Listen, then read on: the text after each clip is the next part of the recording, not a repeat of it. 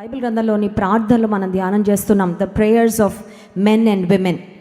దేవుని మీద ఆధారపడిన వ్యక్తులు వారి జీవితంలో చేసిన ప్రార్థనలకు దేవుడు ఎలా జవాబిస్తూ వచ్చారో ఆ విధంగా మనం కూడా ఎలా ప్రార్థన చేయాలో పురికొల్పబడుతూ ప్రోత్సహించబడుతున్నాం. ఈరోజు కూడా ప్రాముఖ్యంగా I want to talk about the prayer a women prayed in the Bible. పాత నిబంధన గ్రంథంలో ఒక స్త్రీ చేసిన శక్తివంతమైన ప్రార్థనను ఈరోజు మనం ధ్యానం చేసుకుందాం. She is a woman of prayer and she is also a woman of faith. విశ్వాస వనిత, వీరవనిత, ప్రార్థన యోధురాలు. బైబిల్ గ్రంథంలో ప్రార్థనలు దేవుడు రాయించారండి. వీరు ప్రార్థన చేశారని ఒక మాట రాసేయచ్చు, కానీ వారు ప్రార్థనలలో ఏ పదాలు వాడారో, వారి హృదయాన్ని దేవుని సన్నిధిలో ఎలా కుమ్మరించుకున్నారో పురుషుల యొక్క ప్రార్థనలు రాయించిన దేవుడే కొంతమంది స్త్రీలు చేసిన ప్రార్థనలు కూడా ఆయన వ్రాయించారు. ఈరోజు ప్రాముఖ్యంగా దేవుని వాక్యంలో నుండి హన్నా చేసిన ప్రార్థనను మొదటి సమూయేలు గ్రంథము 2వ అధ్యాయంలో నుంచి ఈరోజు మనం ధ్యానం చేసుకుందాం. మొదటి సమూయేలు గ్రంథము 2వ అధ్యాయము మొదటి వచనం అందరం కలిసి చదువుకుందాం. 1 Samuel chapter 2 and verse 1. మరియు హన్నా విజ్ఞాపన చేసి ఇలాగనెను, నా హృదయము యెహోవా యందు సంతోషించుచున్నది, యెహోవా యందు నాకు మహాబలము కలిగెను, నీ వలని రక్షణను బట్టి సంతోషించుచున్నాను, నా విరోధుల మీద నేను అతిశయపడుదును. దేవుడు ఎంత గొప్ప దేవుడు అంటే పురుషులకు ఎంత విలువ ఇచ్చాడో దేవుని గ్రంథంలో స్త్రీలకు కూడా అదే విధమైన ప్రాధాన్యతను, విలువను దేవుడు ఇచ్చినట్లుగా మనం గుర్తించగలము. మొదటి అధ్యాయంలో హన్నా దుఃఖములో, వేదనలో, అవమానములో, నిట్టూర్పులో నలిగిపోతూ దేవుని సన్నిధిలోకి వచ్చి చేసిన ప్రార్థన, షిలోహులోని దేవుని మందిరంలోనికి ఈ హన్నా అనే స్త్రీ వచ్చి చేసిన ప్రార్థన సమూయేలు మొదటి గ్రంథం మొదటి అధ్యాయంలో 10వ వచనంలో బహుదుఃఖాక్రాంతురాలై వచ్చి యెహోవా సన్నిధిని ప్రార్థన చేయుచు బహుగా ఏడ్చుచు అని ఆమె దుఃఖంతో దేవుని సన్నిధిలో ఆమె హృదయాన్ని ఏమని కుమ్మరించుకుందో, ఎలా కుమ్మరించుకుందో ఆ మాటలన్నీ కూడా పరిశుద్ధాత్మ దేవుడు వ్రాయించారు. కానీ 2వ అధ్యాయానికి వచ్చేసరికి దేవుని సన్నిధిలో, జీవము కలిగిన దేవుని సన్నిధిలో హన్నా చేసిన ప్రార్థనకు దేవుడు జవాబిచ్చిన తర్వాత ఎవ్రీథింగ్ చేంజ్డ్. మొదటి అధ్యాయంలో ఉన్న హన్నాకు, ఆమె మానసిక స్థితికి, ఆమె హృదయ స్థితికి, 2వ అధ్యాయంలో ఉన్న హన్నా యొక్క మానసిక స్థితికి, హృదయ స్థితికి చాలా గొప్ప తేడా మనం చూడగలమండి. మొదటి అధ్యాయంలో ఏమో భారంతో ఉంది.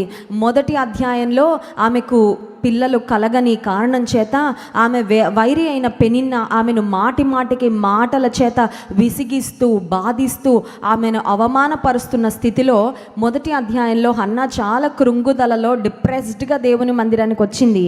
కానీ 2వ అధ్యాయానికి వచ్చేసరికి everything changed in her life. ఎందుకంటే దేవుని సన్నిధిలో ఆమె చేసిన ప్రార్థనకు దేవుడు జవాబిచ్చి ఆమెను జ్ఞాపకం చేసుకొని ఆమె గర్భాన్ని తెరిచి సమూయేలు అనే కుమారుని ఆమెకి ఇచ్చిన తరువాత ఇప్పుడు ఆమె దేవుని సన్నిధిలో ఒక మొక్కుబడి చేసుకుంది. మనందరికీ తెలుసు కదా, దేవా నువ్వు నాకు ఒక కుమారుడిని ఇస్తే ఆ కుమారుని నీ సేవకు నేను సమర్పిస్తాను అని హన్నా చేసుకున్న మొక్కుబడిని, ప్రార్థనను దేవుడు అంగీకరించి ఆమెకు కుమారుడిని ఇచ్చిన తర్వాత now she was making the greatest sacrifice of her life.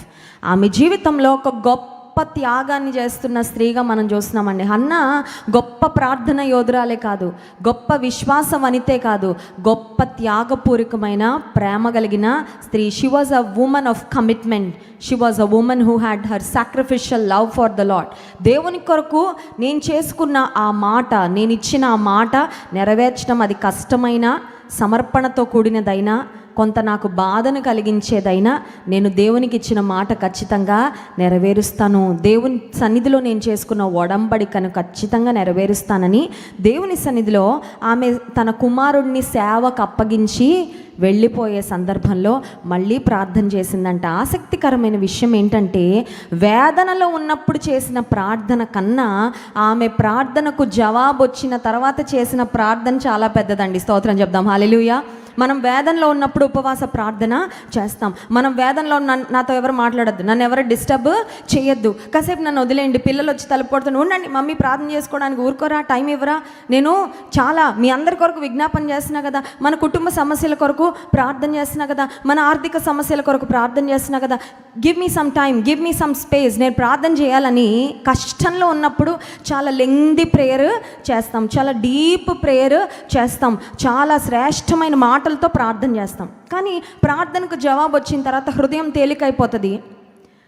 కృతజ్ఞత చెప్తామేమో కానీ అంత లెంగ్దీ ప్రేయర్, గొప్ప ప్రార్థన నాకు తెలిసి రావడం చాలా కష్టం. చాలా లోతైన ఆత్మీయ అనుభవం ఉంటే తప్ప. కానీ హన్నాను గురించి మనం నేర్చుకోవాల్సిన ఒక శ్రేష్టమైన లక్షణం ఏంటంటే, she was a women who had a very great intimacy with the lord. దేవునితో చాలా అన్యోన్యమైన సహవాసాన్ని కలిగిన స్త్రీ, చాలా సాన్నిహిత్యాన్ని కలిగిన స్త్రీ.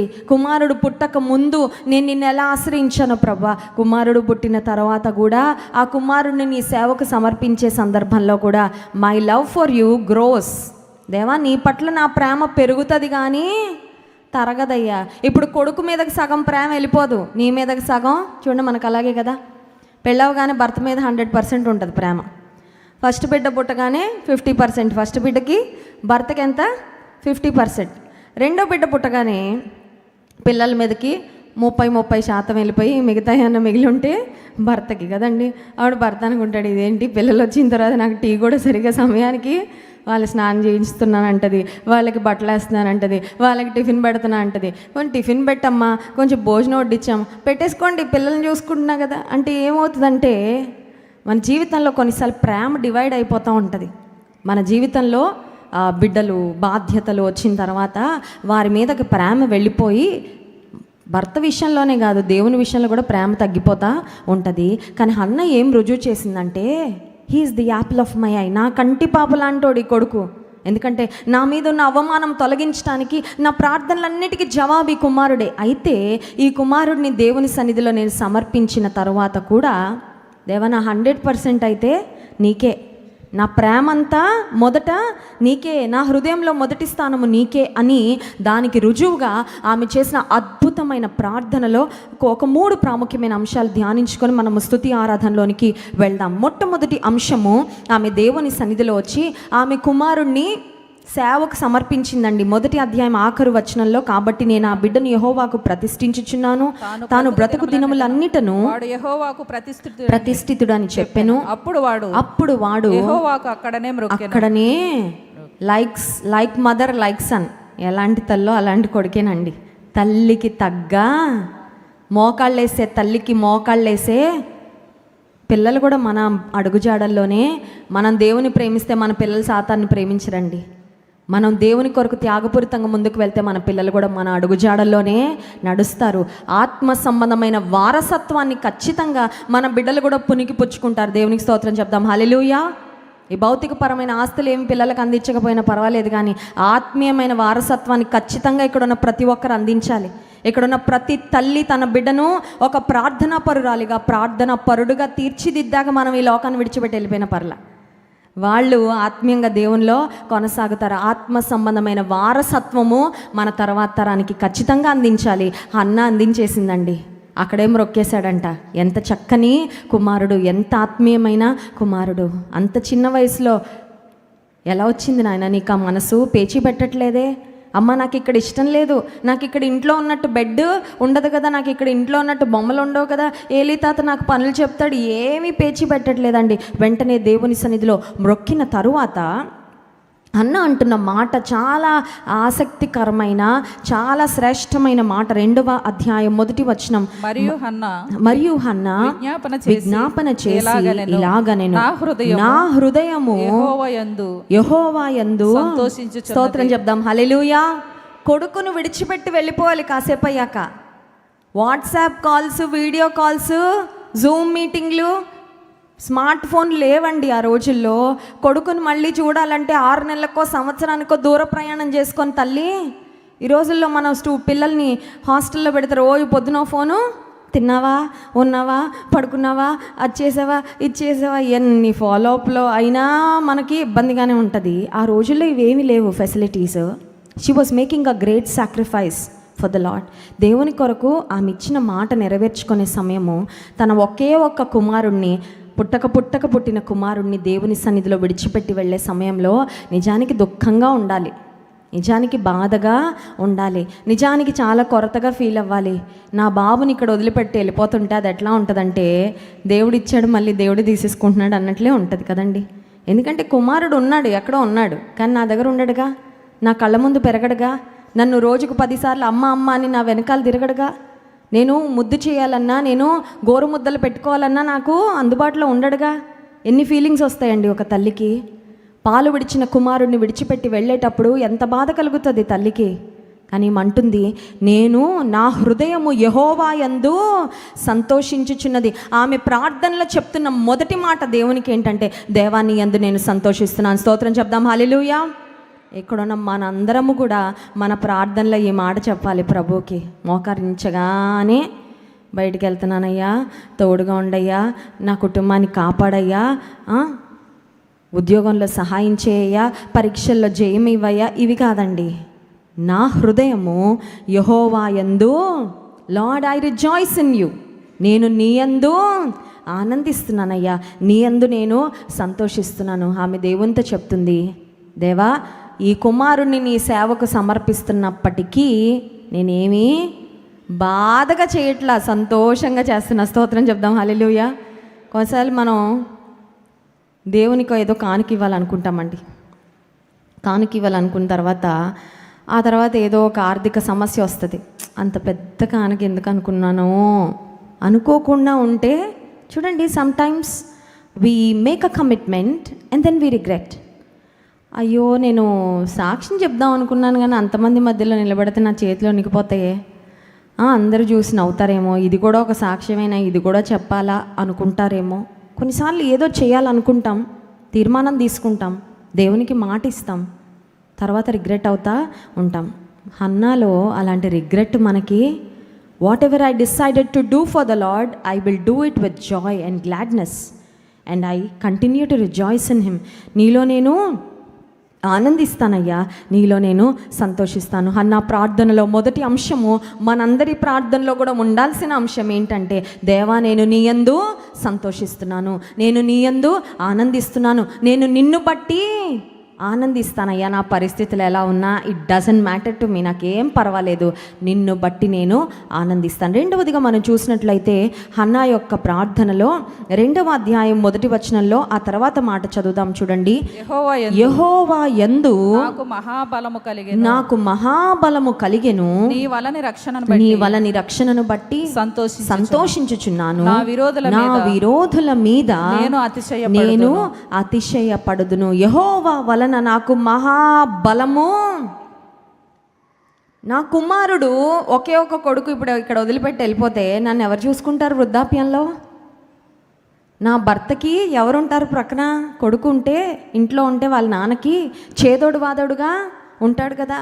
నాకు అన్ని పనులు, కొన్నిసార్లు కుమారులు ఉన్న తల్లిదండ్రులకి చాలా ఓవర్ కాన్ఫిడెంట్గా ఉంటుందేమో అనిపిస్తుంది. ఎందుకంటే మాకేంటండి, మా అబ్బాయి నన్ను వాడు చూసుకోరు తర్వాత సంగతి. కానీ కుమారుడు పుట్టగానే ఏదో ఒక తెలియని స్ట్రెంగ్త్, కొడుకు 2 పుడితే 3 పుడితేనో ఇంకా వాళ్ళని పట్టుకోలేం కదండి. అమ్మ మాకు ఇటొకరు అటొకరు, తూర్పు ఒకరు, పడమర ఒకరు, ఉత్తరం ఒకరు, దక్షిణం ఒకరు, నా కొడుకు నన్ను పిల్లర్లా నిలబెట్టేస్తారు అని ఏదో ఒక తెలియని మానసికమైన ధైర్యము, బలము. But she was sacrificing her child, she was giving her son for the lord's work. దేవుని పని కొరకు తన కుమారుణ్ణి ఇచ్చి వెళ్ళిపోయే సందర్భంలో అంటుంది, నా కుమారుణ్ణి ఇక్కడ విడిచిపెడుతున్నానని నేనేం బలహీనంగా ఫీల్ అవ్వట్లా, ఎందుకంటే నా బలము నా ప్రభువులోనే, నా బలము నా ప్రభువును బట్టే. స్తోత్రం చెప్దాం, హల్లెలూయా. The Lord is our strength. మన బలం ఎవరండి? పుట్టే పిల్లలు కాదు మన బలం, బ్యాంక్ అకౌంట్లో ఉన్న బ్యాంక్ బ్యాలెన్స్ కాదు మన బలం, మన బంధువులు కాదు మన బలము, ఇంకెవరో కాదు మన బలము. మన బలం ఎవరు? మన ప్రభువే. నా బలము నా దేవుడే. కాబట్టి ఇంతకు ముందు హన్నా తన జీవితంలో తన శత్రువు వలన, తన వైరి అయిన పెనిన్నా వలన చాలా వేదన పొందింది. మనం చూసినట్లయితే 1 సమూయేలు గ్రంథం 1వ అధ్యాయం 6వ వచనంలో, యెహోవా ఆమెకు సంతు లేకుండా చేసి ఉన్న హేతువును బట్టి ఆమె వైరియగు పెనిన్నా ఆమెను విసిగించుటకై ఆమెకు కోపము పుట్టించుచు, this was a continuous process until God remembered Hannah. దేవుడు హన్నాను జ్ఞాపకం చేసుకునే వరకు ఈ బాధ, ఈ వేదన, ఈ కృంగుదల, ఈ అవమానకరమైన పరిస్థితులు అనుభవిస్తూనే వచ్చిందండి. కొన్నిసార్లు మన జీవితం కూడా అలా ఉంటుంది. ఈ శత్రువులు ఇంక పోరా, వేధించేవారు విడిచిపెట్టరా, ఇంక ఈ మాటలు నేను వినకుండా ఎప్పుడూ ఆగిపోతాయి, ఈ పరిస్థితి నుండి నాకు ఎప్పుడు విడుదల వస్తుంది, ఇది ఒక జీవితం అంతా ఉండే ఒక దీర్ఘకాలిక సమస్యలాగా అయిపోతుందే అనే పరిస్థితి హన్నా జీవితంలో వచ్చింది. కానీ దేవుడు ఫుల్ స్టాప్ పెట్టేశాడండి. ఆమె శత్రువుకు దేవుడు మాటలతో చెప్పలేదు, కానీ కార్యం చేసి సమాధానం చెప్పాడు. స్తోత్రం చెప్దాం, హల్లెలూయా. అందుకే హన్నా అంటుంది మొదటి సమూయేలు గ్రంథం 2వ అధ్యాయం 1వ వచనం, నా విరోధుల మీద నేను, ఇంగ్లీష్ బైబిల్ ఏమనుందంటే, I smile at my enemies, నా శత్రువులను చూసి నేను ఏం చేస్తా, నవ్వుతా. అప్పటిదాకా నా శత్రువులు నన్ను చూసి నవ్వారేమో, నా వైరి అయిన పెనిన్న నన్ను చూసి అవమానకరంగా మాట్లాడుతూ నేను ఏడుస్తుంటే, కుమిలిపోతుంటే, కృంగిపోతుంటే ఆనందించిందేమో, కానీ నా దేవుని వలన నాకు బలము కలిగింది, నా శత్రువుల పైన నేను అతిశయపడతాను. ఎందుకంటే మన అతిశయ కారణము ఆయనను మన అతిశయ కారణంగా చేసుకుంటే ఖచ్చితంగా శత్రువులు ఎదుట భోజనమే సిద్ధపరుస్తాడండి. స్తోత్రం చెప్దాం, హల్లెలూయా. రాజైన దావీదు లేదా, నా శత్రువుల ఎదుట నీవు నాకు భోజనము సిద్ధపరచదు. ఎస్. మూడవదిగా మనం చూసినట్లయితే ఆమె ప్రార్థనలో ఆమెకు దేవునితో ఉన్న ఎంత శ్రేష్టమైన అనుబంధమో, లోతైన ఆమె యొక్క ఆత్మీయ జీవితాన్ని మనం ఆ తర్వాత వచనాల్లో జాగ్రత్తగా గమనించగలం. మొదట నేను దేవుని యందు ఆనందిస్తున్నాను అని చెప్పింది. రెండవదిగా దేవుని వలన నాకు బలము కలిగెను అనే మాట చెప్పింది. మూడవ అంశం ఏంటంటే, she was continuously exalting the lord.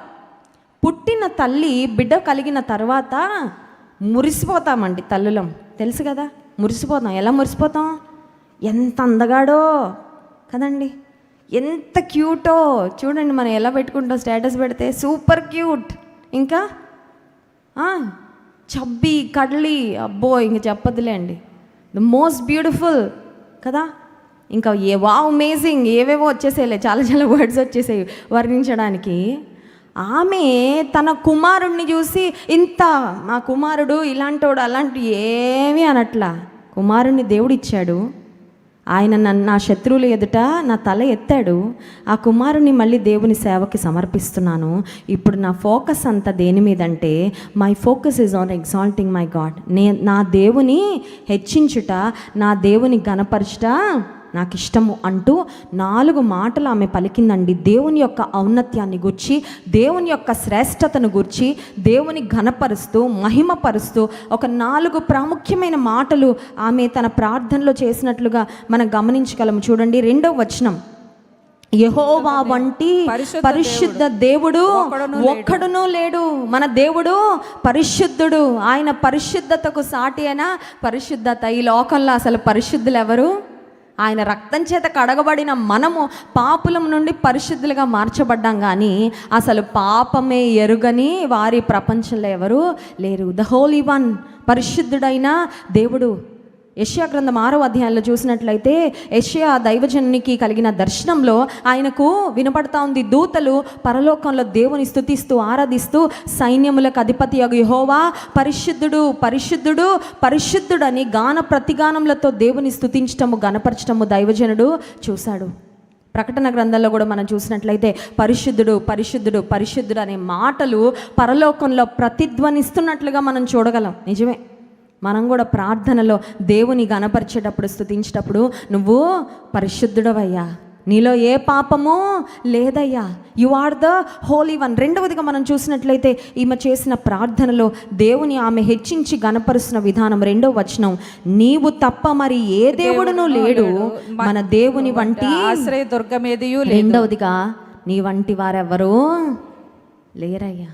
నువ్వు ఇంత కార్యం నా జీవితంలో చేశావు, నీలాంటి వారు లేరు, నీతో పోల్చగలిగిన వారు ఇంకెవరు, నా కుమారుడు వంటి వారు ఇంకెవరు లేరని ఆమె కుమారుడు మీద లేదండి. No more on the blessing, దేవుడిచ్చిన ఆశీర్వాదం మీద కాదు ఆమె ఫోకస్ అంతా దేని మీద ఉందంటే, దేవుని మహిమపరచుట, దేవుని ఘనపరచుట, దేవుని హెచ్చించాలి, దేవుని ఆరాధించాలి అనే హృదయము హన్నాలో మనం చూస్తూ ఉన్నాం.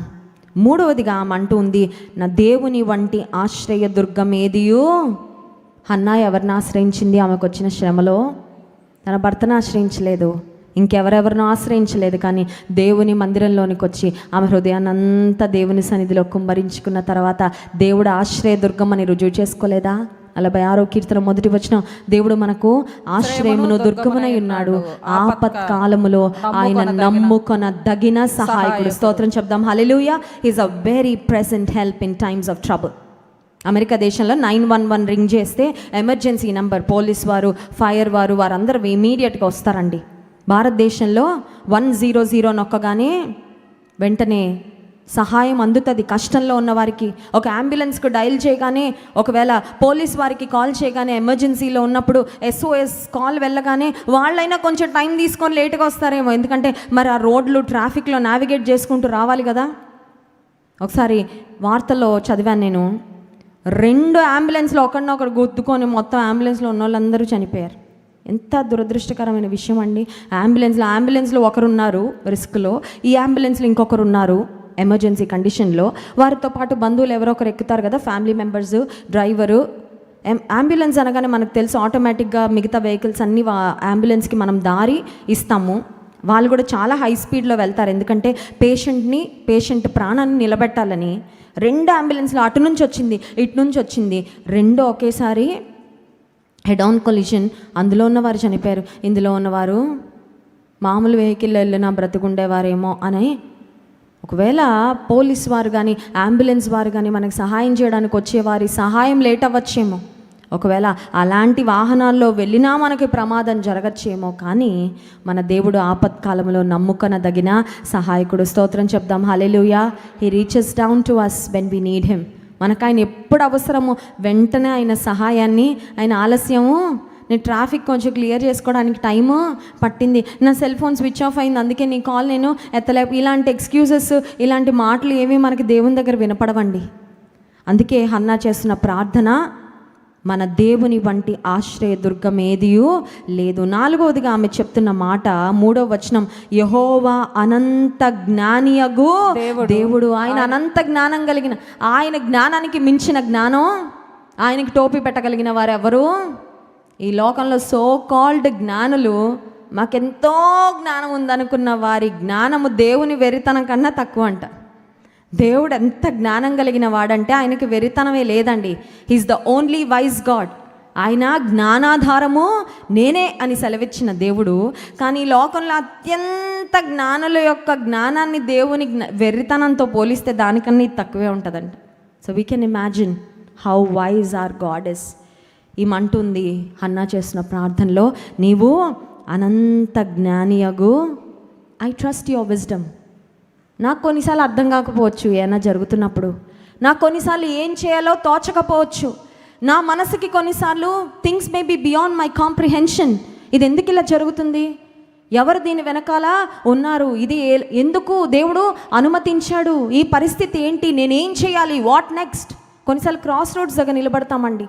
కొంతమంది నాకు ఫోన్ చేస్తారు, అక్క ప్రేయర్ చేయండి, మా బాబు 10th క్లాస్ అయిపోయింది, ఏ కోర్స్లో జాయిన్ అవ్వాలో తెలియట్లేదు, ఎంపీసీయా, బైపీసీయా, హెచ్ఈసీయా, సిఈసీయా, ఎందులో జాయిన్ అవ్వాలో మాకు 3 జాబ్ ఆఫర్స్ వచ్చాయి ఒకేసారి, ఏది ఎంచుకోవాలో అర్థం కావట్లేదు. పలానా దేశానికి వెళ్ళడానికి వీసా వచ్చింది, వెళ్ళాలా వద్దా, పరిస్థితులు ఇలా ఉన్నాయి, వి డు నాట్ నో, ముందుకు వెళ్ళాలా వెనక్కి వెళ్ళాలా ఆగిపోవాలా అర్థం కావట్లేదు.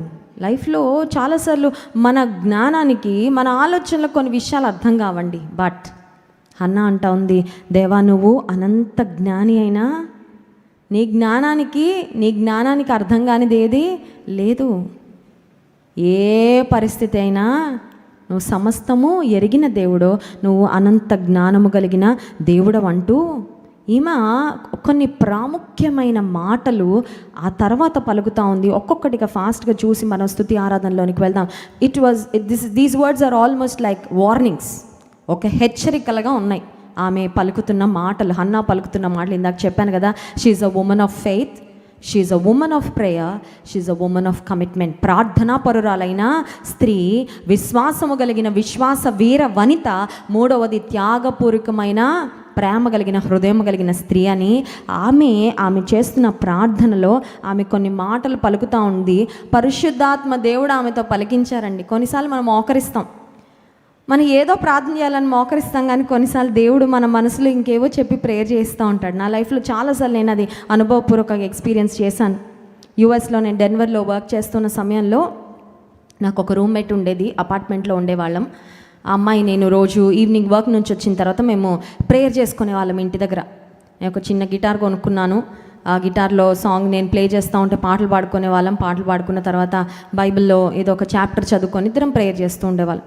సరే, యూజువల్గా మామూలు మన రెగ్యులర్ ప్రేయర్ పాయింట్స్ ఉంటాయి కదా, అవి చేసేవాళ్ళం. కానీ ఎందుకో ఒక టైంలో దేవుడు నాకు, దేవా మమ్మల్ని కాపాడు, మమ్మల్ని భద్రపరచు, మమ్మల్ని ప్రొటెక్ట్ చేయండి అని ఎక్కువ ప్రొటెక్షన్ కోసం ప్రార్థన చేయడం మొదలుపెట్టాను. నాకే విచిత్రంగా అనిపిస్తుంది, ఎప్పుడు చేయనంతగా నేను ఎందుకు ప్రొటెక్షన్ గురించి 91వ కీర్తనలో వాక్యాలు ఎత్తి ప్రార్థన చేస్తున్నాను నాకే అర్థం కావట్లేదు. ఎందుకంటే అప్పుడు మాకు అసలు ఏ రిస్క్ లేదు, వీఆర్ జస్ట్ ఫైన్, అంత బాగుంది, జాబ్లో అంత స్మూత్గా ఉంది, ఏ ప్రాబ్లమ్స్ లేవు. ఇండియాలో మా ఫ్యామిలీ కానీ అమ్మాయి వాళ్ళ ఫ్యామిలీ కానీ వీఆర్ ఆల్ ఫైన్. సడన్గా ప్రొటెక్షన్ ఇవ్వయ్యా, కాపాడయ్యా అని ప్రార్థన చేస్తున్నాను నేను. ఆ ప్రేయర్ కంటిన్యూ అయిందండి. ఆ వీక్ అంతా అలాగే చేశాను ప్రేయర్. నాకే ఆశ్చర్యం అనిపించింది, ఎందుకు నేను ఇలా ప్రార్థన చేస్తున్నాను, దేవుడు ఎందుకు నన్ను ఇలా ప్రేరేపిస్తున్నారని. ఆ వీకెండ్ శనివారం వచ్చింది. శనివారం మాకు ఆఫ్ ఉంటుంది, సాటర్డే అండ్ సండే మాకు హాలిడేస్ ఉంటాయి. ఆ సాటర్డే యూజువల్గా మేము వంట చేసుకోం, వారం అంతా కష్టపడతామని రెస్టారెంట్కి వెళ్తాం తినడానికి. సో మేము ఫ్రెండ్స్ ఒక 4 గర్ల్స్, ఇంకొక అక్క వాళ్ళ చిన్న బాబు, ఆ బాబుని తీసుకొని మేము అందరం ఒక మెక్సికన్ రెస్టారెంట్కి వెళ్ళడం జరిగింది. మెక్సికన్ రెస్టారెంట్ అంతా ఖాళీగా ఉంది ఆ టైంలో. దూరంలో మాత్రం ఒక నల్ల జాతీయుడు కొంచెం డిఫరెంట్గా ఉన్నాడు. అక్కడ డిఫరెంట్గా చాలామంది ఉంటారు, అందరినీ మనం సస్పెక్ట్ చేయడానికి లేదు. ఆయన దూరంగా చివరి టేబుల్లో కూర్చుని ఉన్నాడు. సరే, వెళ్ళిన తర్వాత మేము మా టేబుల్ దగ్గర కూర్చున్నాం, మా ఫుడ్ ఆర్డర్ చేసాము. మా ఫుడ్ ఇంకా రావడానికి టైం పడుతుంది. ఆ సమయంలో నా కళ్ళు ఎందుకో అతన్ని గమనిస్తూ ఉన్నాయి. నేను ఎక్కడికి వెళ్ళినా కొంచెం వాచ్ఫుల్గా విజిలెంట్గా ఉంటాను, గమనిస్తూ ఉన్నాను. అతనిలో నాకేదో డిఫరెన్స్ కనబడుతూ ఉంది. అతను ఆందోళన పడడం, ఎవరితోనో ఫోన్లు చేయడం, అటు ఇటు కొంచెం వింతగా చూస్తూ ఉన్నాడు, చూపులు చూస్తూ ఉన్నాడు. ఇంత లోపల మా ఫుడ్ ఇంకా రాలేదు, మేము ఆ టేబుల్ దగ్గర ఉన్నాం. అతని గురించి నాకు I could sense something is wrong, ఏదో జరుగుతుందని. ఇంత లోపల దూరంలో నాకు 2 పోలీస్ వ్యాన్స్ కనబడినాయండి. పోలీస్ వ్యాన్స్ కనబడాయి. పోలీసులు అతనికి కనబడకుండా ఆ రెస్టారెంట్ బయట ఉన్న స్తంభాల వెనకాల స్టెన్ గన్స్ పట్టుకొని వాళ్ళు దాక్కొని ఉన్నారు. మేము లోపల ఉన్నామండి, 4 ఆడపిల్లలం, మాతో పాటు ఒక అక్క వాళ్ళ బాబు ఉన్నాడు, చిన్న అబ్బాయి, అతను ఉన్నాడు.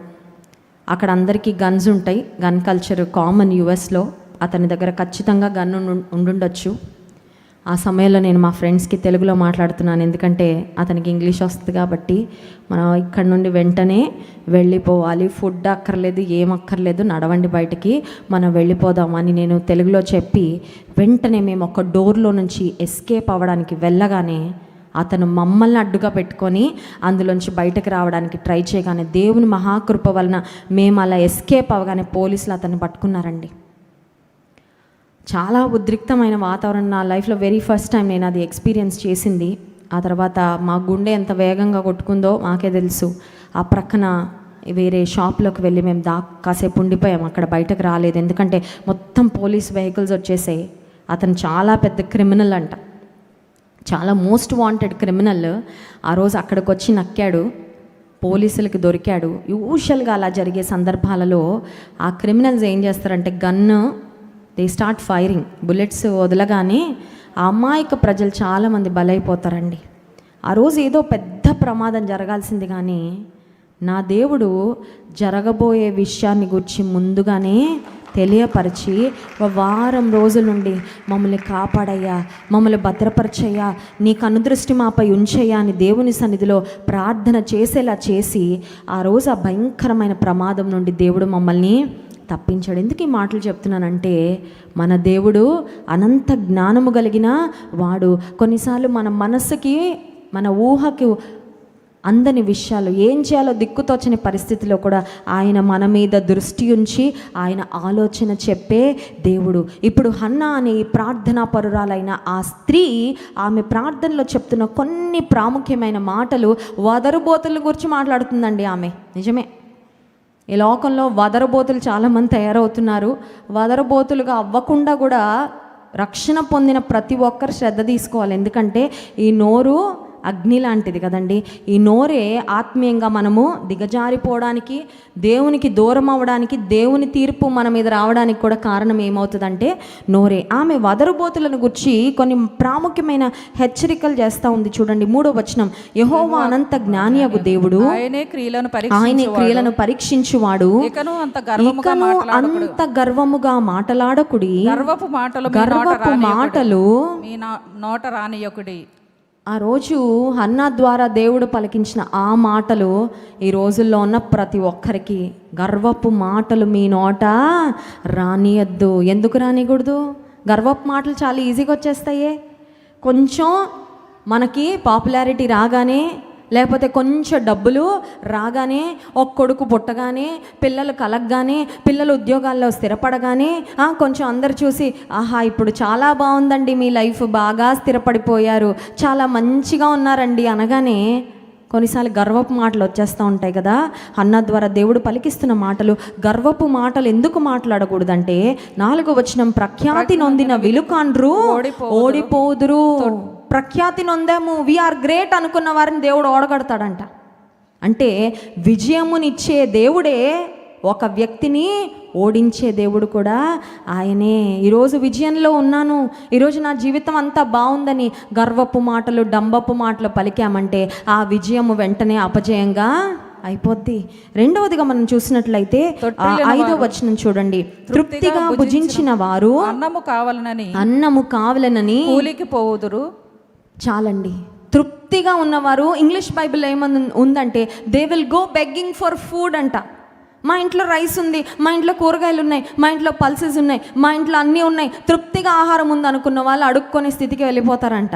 ఎప్పుడు గర్వపు మాటలు మాట్లాడి దేవుని ఎదుట అహంభావంగా జీవిస్తే, దైవజనురాలు, దేవుని యందు భయభక్తులు కలిగిన విశ్వాస వనిత హన్నా ద్వారా దేవుడు పలికిస్తున్న మాటలు, విజయం ఉంది అనుకున్న వారిని అపజయం పాలు చేసేవాడు దేవుడే. సంతృప్తిగా ఉంది మా జీవితం అనుకున్న వారిని కూలి పని కోసం వెళ్ళి ఆహారం కొరకు ఆరాటపడే స్థాయికి తీసుకొని రాగలిగేవాడు కూడా దేవుడే. 5వ వచనంలో, తృప్తిగా భుజించిన వారు అన్నము కావాలనని కూలికి పోవుదురు, ఆకలి కొనిన వారు తిందురు.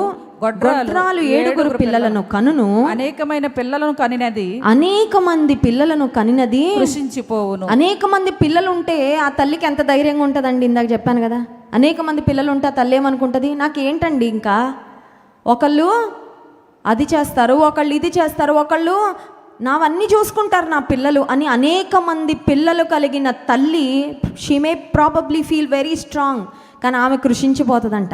అంటే అర్థం ఏంటంటే బలవంతులు కృషించిపోయేలా దేవుడు చేస్తాడు అహంభావంగా మనం ఉంటే. 6వ వచనంలో మనం చూసినట్లయితే, జనులను సజీవులుగాను మృతులుగాను చేయువాడు. బ్రహ్మాండంగా ఉంది జీవితం అనుకున్న వారిని మరణం పాలయ్యేటట్లు కూడా ఆయన చేస్తాడు. అతిశయించడానికి ఏ కారణం కూడా ఏ మనిషికి లేదండి. అతిశయించువాడు ప్రభువును బట్టియే అతిశయించవలను. నా జీవితం బ్రహ్మాండంగా ఉంది కదా, మొన్నే మాస్టర్ హెల్త్ చెకప్ చేయించుకున్న రిపోర్ట్స్ అన్నీ చాలా బాగా వచ్చాయి. డాక్టర్ అన్నాడు ఇంకొక 25 ఏళ్ళు మీకు ఏ డోకా లేదండి. చెప్పలేమండి, 25 ఏళ్ళు అన్న డాక్టర్ 25 నిమిషాల్లో కూడా పోవచ్చు ప్రాణం. సజీవులను మృతులుగా చేయువాడు దేవుడే. 7వ వచనంలో మనం చూసినట్లయితే, యెహోవా దారిద్ర్యమును ఐశ్వర్యమును కలుగజేయువాడు. నేను రిచ్ అనుకుంటే ఆ రిచ్నెస్ అంతా ఖాళీ చేసేసేవాడు కూడా దేవుడే. హన్నా దేవుని ఘనపరుస్తూ, దేవుని స్తుతిస్తూ, గర్వంగా డంబపు మాటలు మాట్లాడే వారికి, దేవుని ఎదుట విర్రవేగే వారికి, దుష్టత్వంతో ఊగిపోయే వారికి ఆమె ద్వారా దేవుడు పలికిస్తున్న మాటలు. మన పరిస్థితులు మారాలంటే ఎంతసేపు అక్కర్లేదండి, తారుమారైపోవాలంటే ఎంతసేపు అక్కర్లేదు. ఫైనల్గా 8వ వచనం, దరిద్రులను అధికారులతో కూర్చుండబెట్టుటకును మహిమగల సింహాసనం స్వతంత్రింపజేయుటకు వారిని మంటిలో నుండి ఎత్తువాడు ఆయనే. God is the one who will exalt and he is also the one who will throw down. చూడండి 7వ వచనం ఆఖరి మాట, కృంగచేయువాడు లేవనెత్తువాడు, కింద పడేసేవాడు ఆయనే. దీన మనస్సు కలిగి ఉంటే లేవనెత్తేవాడు కూడా ఆయనే. స్తోత్రం చెప్దాం, హల్లెలూయా. అంటే భూమి మీద ఉన్న ప్రతి మనిషి ఒకటి గుర్తుపెట్టుకోవాలి, మనందరం ఒకటి గుర్తుపెట్టుకోవాలి, ఏంటంటే నా ప్రభు సింహాసనం మీద ఉన్నాడు, అన్నీ ఆయన ఆధీనంలో, ఆయన స్వాధీనంలో ఉన్నాయి.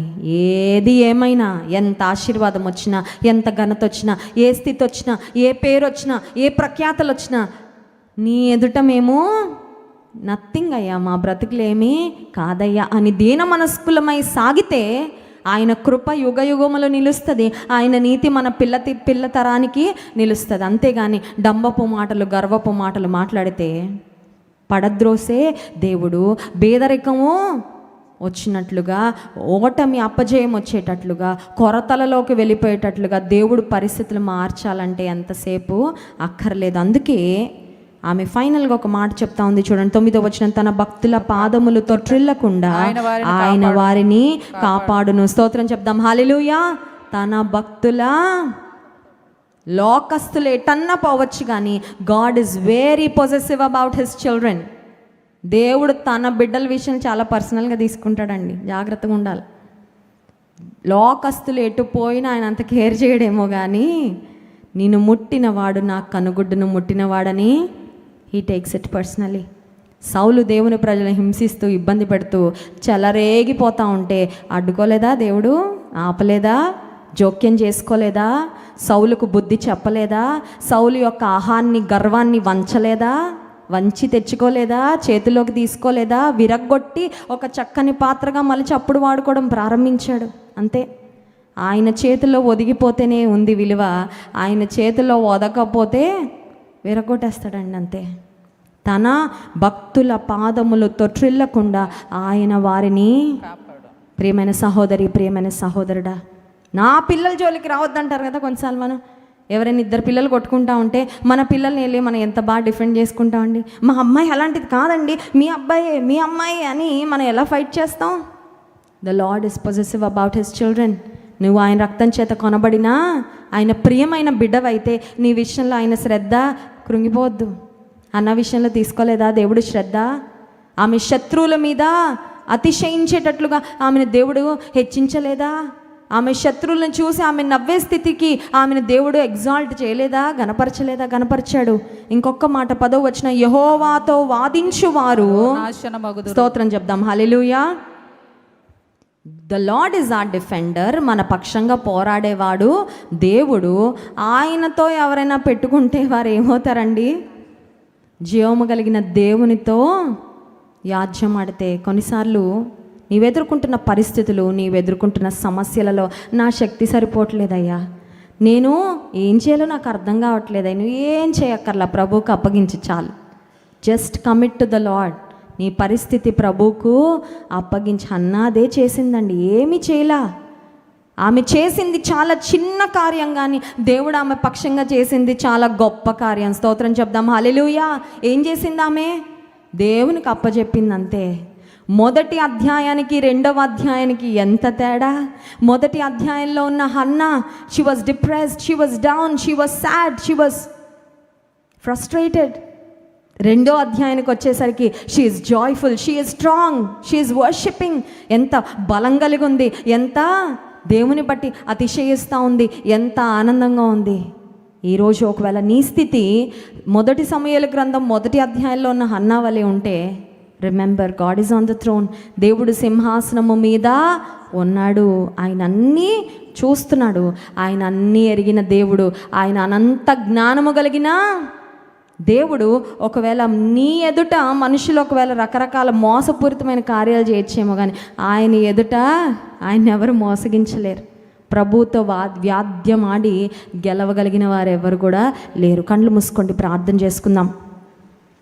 ఈ ఉదయకాల సమయంలో ఏ భారంతో, ఏ సమస్యతో నువ్వు దేవుని సన్నిధానానికి వచ్చినా, మనం హన్నా వలె ప్రార్థన చేయగలిగితే, దేవా నీవనంత జ్ఞానము కలిగిన దేవుడవయ్యా, నిన్ను బట్టి నేను ఆనందిస్తున్నాను. Lord, I rejoice in you చెప్దామా ఈ ఉదయము? నా సమస్యలు నాకున్నాయ్యా, అయినా వాటి మీద కాదయ్యా నా focus. I do not look at my problems, I do not want to look at my troubles. నాకున్న కష్టాలు నేను చూడాలనుకోవట్లేదు ప్రభువా. నేను నిన్ను బట్టి ఆనందిస్తున్నానయ్యా, నిన్ను బట్టి నేను అతిశయపడుతున్నాను ప్రభువా. నిన్ను బట్టి నాకు మహాబలము కలుగుతుంది. స్తోత్రమయ్యా. మన బలహీనతలలో మన బలము దేవుడే, మన నిరాశలో మన నిస్పృహలో మన ఆధారము దేవుడే. ఒకవేళ ఈరోజు శత్రువు అతిశయిస్తున్నా శత్రువును సిగ్గుపరిచేది మన దేవుడే. ఇవన్నంత జ్ఞానం కలిగిన దేవుడవయ్యా. ఒకరిని హెచ్చించేవాడవు, ఒకరిని తగ్గించేవాడవు నీవే. ఒకరిని నిలబెట్టేవాడవు, ఒకరిని పడద్రోసేవాడవు కూడా నీవే కదా ప్రభువా. ఒకరిని సమృద్ధితో నింపి సమృద్ధిని లేమిగా మార్చేవాడవు కూడా నీవే. అన్ని నీ చేతిలో ఉన్నాయి. నీకు స్తోత్రాలు. పరిశుద్ధ ప్రేమ కలిగిన తండ్రి నీకు స్తోత్రాలు. హన్న యొక్క ప్రార్థన ద్వారా అనేకమైన విషయాలు మాతో మాట్లాడినందుకు స్తోత్రాలు. ఆమె ప్రార్థన మీరు విని ఆమెను హెచ్చించిన తర్వాత ఆమె ప్రార్థన జీవితము, ఆమె భక్తి జీవితము, ఆమె సమర్పణ, ఆమెకు నిన్ను గుర్చిన అవగాహన ఇంకా ఎక్కువైందయ్యా. దేవానికి స్తోత్రం. మా జీవితంలో నెలలు, సంవత్సరాలు, దినములు గడుస్తూ ఉండగా నీ కార్యాలు మేము చూస్తూ ఉండగా ఇంకా లోతుగా ప్రభువా నీలో ఎదిగే కృప మాకు ఇవ్వండి నాయన. మా ప్రార్థన జీవితంలో ఇంకా లోతుకు మమ్మల్ని నడిపించండి అయ్యా. మా విశ్వాస జీవితంలో మమ్మల్ని లోతుకు నడిపించండి ప్రభువా. అన్ని పరిస్థితుల్లో నిన్ను ఘనపరుస్తూ, గర్వపు మాటలు, డంబపు మాటలకు మేము దూరంగా ఉంటూ ప్రభువా దీనులమైన నీ సన్నిధిలో సాగే కృప మాకు ఇవ్వండి. మిమ్మల్ని ఆరాధించి స్తుతించబోతున్న ఆరాధన ఆత్మతో మమ్మల్ని నింపుమని యేసు నామములో ప్రార్థిస్తున్నాము తండ్రి. ఆమేన్.